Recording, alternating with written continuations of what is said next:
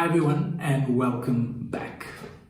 There is a big difference between being alone and feeling that sense of loneliness. There are times where I can be alone, I can go fishing or go for a long walk, but I don't feel lonely. And yet sometimes you and I, I'm sure we've experienced, you can be in the middle of a crowd, in the middle of the church, in the middle of all the activity and feel lonely in our hearts, that sense of loneliness.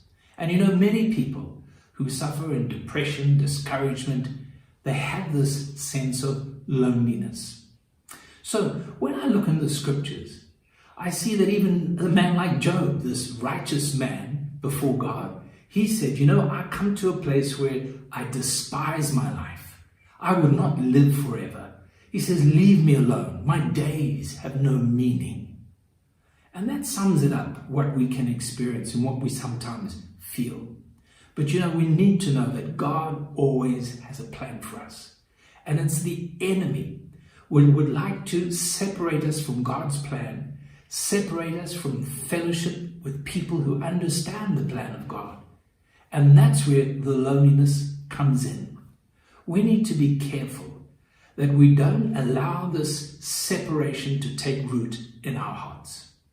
Elijah went off into the desert. He had this amazing experience on Mount Carmel.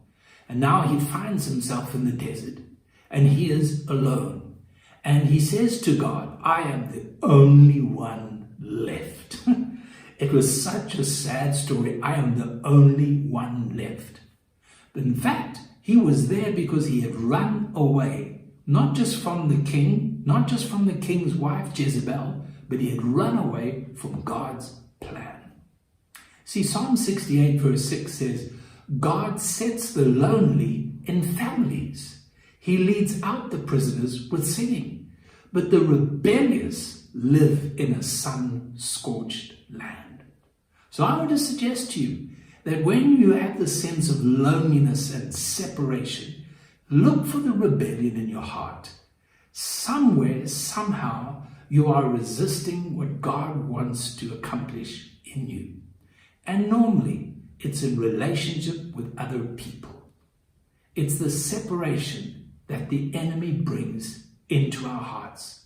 It starts maybe with a bit of bitterness, unforgiveness, or a bit of hurt. And now we allow this thing to draw us aside, to separate us. And we need to recognize that as children of God, we are created for relationship.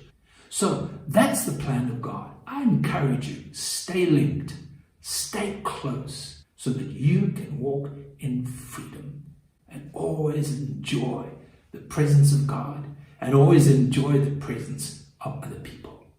May the Lord bless you.